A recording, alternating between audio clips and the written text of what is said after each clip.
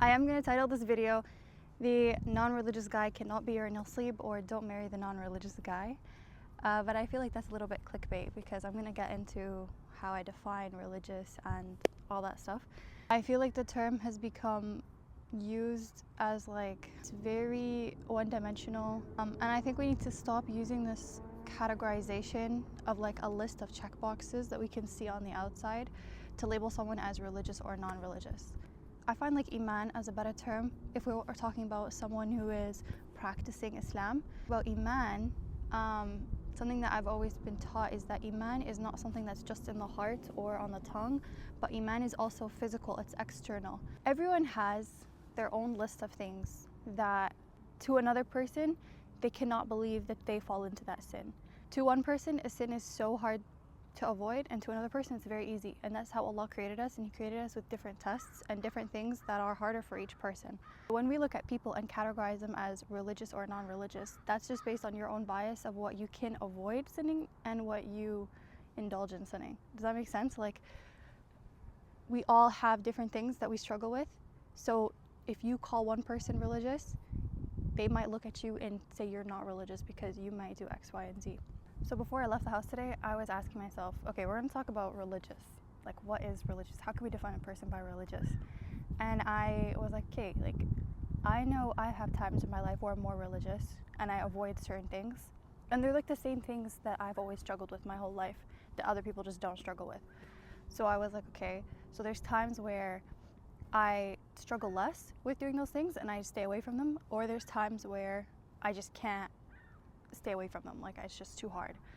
So for me, that's my own measure for myself of when I'm being more religious and when I'm less religious. And in those moments, the defining factor for me is taqwa. I think taqwa is where I would define someone as religious and where I would define myself as religious. For a long time, I didn't really understand or conceptualize the full concept of taqwa. I did some Google searches and I was like, what is taqwa? And I started reading, and there's so much context to the definition of taqwa. Like, it just goes on, and these OG scholars of the past who literally are so knowledgeable break it down to such a beautiful level. It's so far beyond just God consciousness, like the concept. Just for simplicity reason and for the sake of this video, for me, the fastest way I can define it is someone who is conscious of Allah to the most that they can be in every single situation. So we all have times where we're about to sin or we're falling short, and we have more taqwa, and other times we have less taqwa. So before we do something, we're thinking of Allah. And it's not just about sinning, it's just about constantly thinking about Allah. Like, it's not like, oh, should I gossip about this person? No, remember Allah. It's like, even when you're not sinning, you're still thinking about Allah. Like, you're sitting and you're admiring His beautiful creation. That's taqwa, that's God consciousness. To me, that's what the best way I would describe religious. But also there's an external factor. Like, you can't deny that Islam has obligations internally and externally. Being religious is seen in your clothes. Being religious is seen in your speech. Being religious is seen in how you talk about people, how you interact with people. Every aspect of your life. The thoughts that you're having about people, the thoughts that you're having about yourself, the thoughts that you're having about Allah, all of that is religiosity. I can't have a singular definition, to be honest, the more I'm talking, but it's definitely internal and external.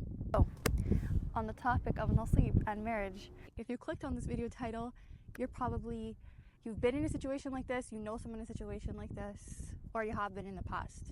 A Muslim man who does not maintain his religious obligations is not somebody that you can be with, because Iman fluctuates, religiosity fluctuates, but at the end of the day, as Muslims, we all have obligations.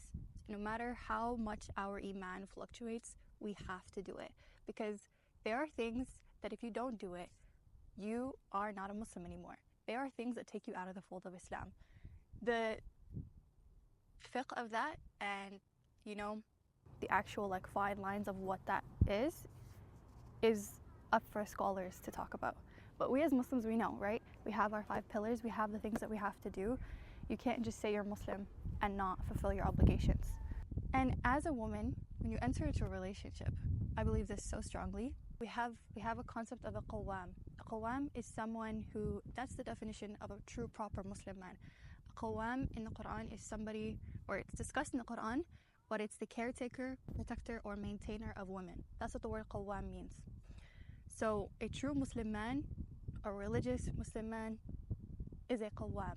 He has to make sure that you're also following your deen. If he's not someone who follows his religious obligation, how is he going to make sure you're following your religious obligation? And when you are with somebody who is so extremely like, there's things, right? We differ from, one person prays more sunnah, one person fasts more, one person is way more closer to the Quran. We all have our different elements of our ibadah that we cling to, that make us individually closer to Allah because we love it for different reasons. But there is a foundation that we have in Islam for all Muslims, and we all have to maintain that foundation. If he is not maintaining his foundations to keep himself within the fold of Islam, how are you going to be with somebody who can't keep himself in the fold of Islam and expect yourself to stay in the fold of Islam? And people think that it's these extreme levels, right? Like, it's not just the extreme level of like, oh, he doesn't fast Ramadan. Obviously no, right? That's not what we're talking about. Someone who has no problem with constantly sinning and doesn't know Allah doesn't have taqwa. Those small sins that are done continuously will only lead you down the path to the bigger ones. When you start with justifying the small haram things, justifying it. I'm not saying someone who knows what they're doing is haram and says, I know this is wrong, I want to fight back, right? That's a piece of your heart that's still connected to Allah. Someone who doesn't have any of that, but does all these small sins, but makes you think that they are a religious person because they don't commit the major sins that all these people are doing, they're no different. That person is just on the same path to link up to the rest of the people who are doing the worst sins, because there is no fear of Allah in their heart, there is no taqwa, and there's a level of ego at play. It's like, I'm not as bad as everybody else. I don't do these horrible sins. I just do these sins that Allah hates, but I withhold from the worst ones. But what is stopping you from getting to those worst ones when you don't think that what you're doing is wrong? If you know somebody like that, or if you get yourself into a situation like that, this concept of you can change somebody is,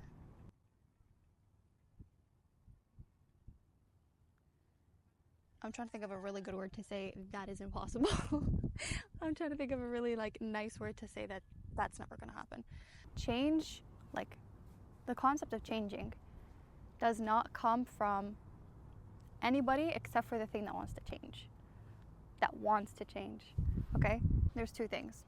If a person truly wants to change, they desire that change, they want that change, they know that change is better, and you come into their life and you validate what they already know within themselves. That's not you changing the person, that's just human connection of being like, yeah, you're on the right path now bloom into that person that you want to be. There's that, right? Beautiful, it's totally fine, and we do that outside of romantic relationships. The person that does not want to change, you cannot change that person at all, because one, they stop those things for a certain amount of time and they just inevitably go back to it because they had no problem with it in the first place. And if they change for you, then they're eventually going to stop caring about that change for you, because once that person gets you in their life, they have you, you're not going anywhere, they got everything they want. Now the nafs wants to go back to what it was doing before. That change is not going to stay. And the second thing is that they are doing those acts for you, not for Allah subhanahu wa ta'ala. If our intentions are done for the sake of Allah, then there's barakah in it. It's long lasting. If our changes are done for somebody else, that's up to the nafs and the ego, which are very heavily intertwined, to dictate that change. But something rooted in Allah will never ever be swayed by the ego or the nafs. Rooted in Allah, done with the right intentions for the sake of Allah, Allah will only bless it and purify it and make it so much more stronger. Something done rooted in the ego and the nafs, it's like starting from a pure whole place and starting from a negative toxic place. Which one is obviously going to be more long lasting? The one done for the sake of Allah. Okay, this is a huge topic that I feel like a lot of young Muslims are dealing with right now is this concept of there is no more good people left. And that's why people feel so much more obligated to settle or be in a relationship with someone who is extremely below their standards, specifically their religious standards. And this is way more, I truly believe this is way more prevalent for women than it is for men. At the end of the day, the man is the leader of the household. He is the qawwam, right? He has a level of authority and leadership. When it comes to women, and this is why it's so much more important. Not more important, but it's so important for women to make sure that the person that they're going to be with is someone who is religious. Because it's not just you that's affected, it's your children that's affected, and it's your akhirah that's affected. Like, everything is at hand. Everything is at stake when you don't choose a religious person. People have this concept that there's no more religious people out there, and like, I'm religious and I don't see anyone that is doing the same things I'm doing or holding onto my religion in the same way I'm holding onto it or making it a priority. If you are someone who carries out that standard, I promise you there are other people who also carry out that standard. Allah just hasn't brought them into your life for a reason. Specifically, Arab culture is like this concept of you have all these guys, pick the most religious one out of all of them, or pick the best one out of all your options and get married and move on. It's very much like a scarcity mindset. But what if the best option in someone's eyes is nowhere near the good option for your eyes? Someone's view of like, that guy is the most religious guy in your eyes is the bare minimum. And that's not to put people in these black and white boxes of like good and bad, but someone's best could be your bare minimum. And you don't have to settle for somebody else's standards and ways of viewing life. That's their view of relationships and mentality based on everything that they've been through, and that's how Allah put them on their, their life and everyone around them to impact them and to bring them up to be the person they are. And that person could be very good for that other person, but for you, that's the bare minimum or below the bare minimum. And not in terms of superficialness, like in terms of this is so below the bare minimum for my akhirah that I cannot risk my akhirah and my connection to Allah subhanahu wa ta'ala for this person.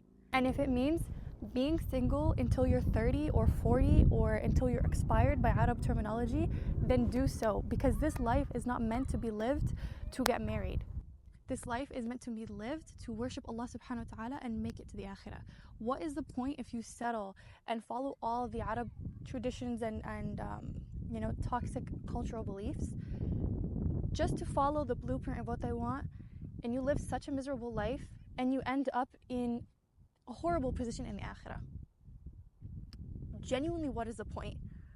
If it comes down to remaining single and protecting your akhirah and protecting your iman, then that is better for you. And Allah subhanahu wa ta'ala gives you everything you need in order to succeed. It's up to you to choose. And you really have to listen to that gut that's talking to you when it comes to these things. And if you believe that you met someone, they have good things about them, but everyone has good and bad, right? But if their bad is so bad in your eyes, do not second guess your gut and trust it, because I promise you, your akhirah is not worth risking for a man. Point blank, period. If it comes down to staying single, stay single. When you end up with someone who's not God conscious, your life on the dunya is hard and your life in the akhirah is hard. So what are you gaining? Some validation, showing the community that you got married to somebody and you're not single and someone picked you. What does that mean when we're all going to die? We are going to be in our graves. We are going to be tested. We are going to be punished. We are all going to stand in front of Allah subhanahu wa ta'ala.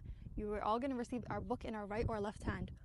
And you sacrifice your entire life. And people don't take this seriously, but women do this all the time. They sacrifice their entire life for a man and for a relationship that literally is like just, it destroys like everything. Like, it destroys them in the dunya and the akhirah. So also, this concept of settling comes from not understanding Allah subhanahu wa ta'ala. Don't get what I'm saying confused with settling for superficial things, like things that don't really matter. Like, I'm talking about settling in terms of, being with someone, choosing a life partner that is not fearful of Allah subhanahu wa ta'ala. Settling is not understanding like Allah subhanahu wa ta'ala and what He can do for your life. And I really recommend taking some time to read the 99 names of Allah and, read some reflections that scholars have about them to really understand who Allah is, right? Because we know Allah is everything, but sometimes we forget what that everything is. It's everything to an infinity. There's never ending of what Allah is and what He can do for you and His characteristics and all of that, right? Recently, I was thinking about how Allah is Al-Wadud, the most loving. And I'm not have the best translation of that, but Allah is the most loving. And if you're looking for love so much, you're seeking out love in a romantic way, and you're just obsessed with the idea of love, right? But you completely ignore that Allah is Al-Wadud, you are missing out on some of the most beautiful, purest forms of love. Sit down and really try to think about how is Allah Al-Wadud in your life. I swear it changes everything. If you just sit and reflect on how Allah has shown you so much love in your life more than anybody else, it will really change the way you view romance and the way you view romantic relationships, and you understand who Allah is, right? And I really like this idea of connecting Allah's 99 names to your life and your experiences, and being like, how has Allah been Al-Wadud in my life? How has Allah been Al-Razzaq in my life? How has Allah been Al-Fattah in my life? Really think about it. Remember that time this happened. Remember that time I got out of this situation. Remember that time I was blessed with this. And then remember those names. You will start to feel this level of divine love, and it's amazing. For the people who are relating really, really heavily to what I'm saying, because you're probably in a situation similar, or you have been, or you're thinking about, entering in a situation with someone who is not your standard religiously, and you really don't know what to do. I want you to really sit down and think about what is pushing you, what are the reasons that are pushing you to be with this person. I think one of the biggest reasons that so many young girls are in these situations is because of validation. Just go straight to the point. It's literally male validation. You can be a really religious person, you try your best to practice Islam and do your obligations and learn about Allah and whatever, but at the end of the day, you're still a human being. And having Allah and having Iman and a connection to your religion will make your life significantly easier. But it doesn't take away hardships. It doesn't take away all the things that you might be going through. You might be extremely insecure with how you look or how you perceive yourself. You might not believe you're worthy of love.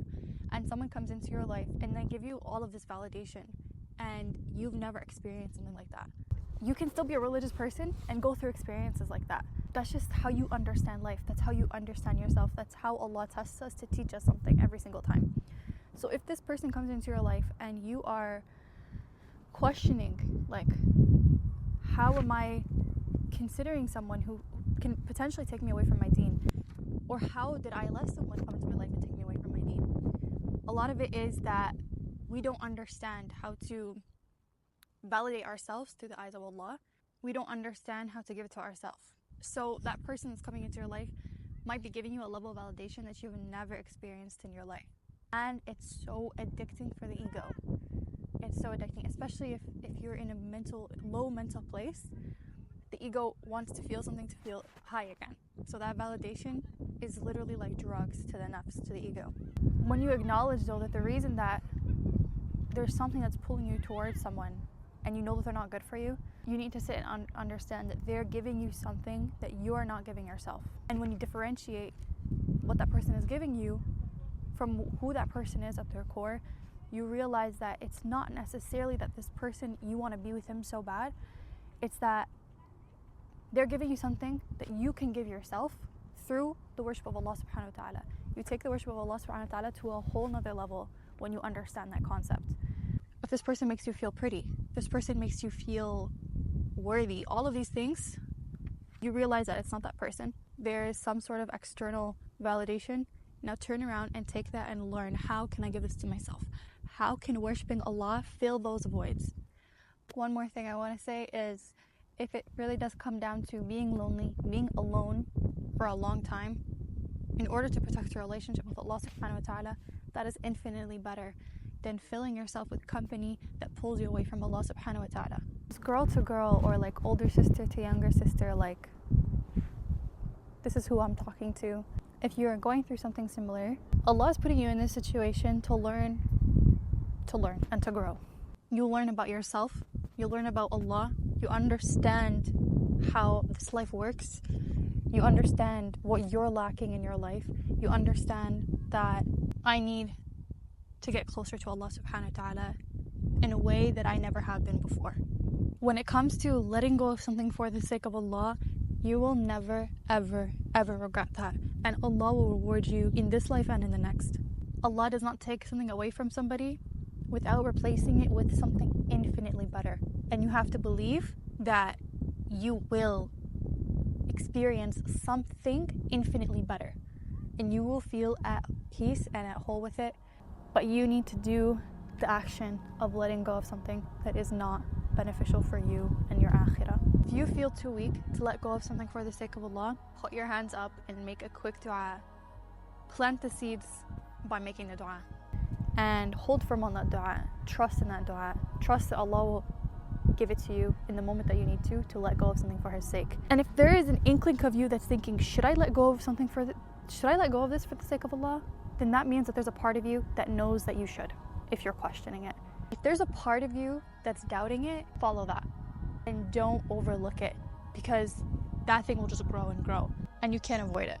I hope you guys benefited from this video. Inshallah, I'll catch you guys on the next one. Make sure you follow me on my socials. Subscribe, please like the video. Comment down below how it helped you, any reflections you would have for anybody else going through something similar.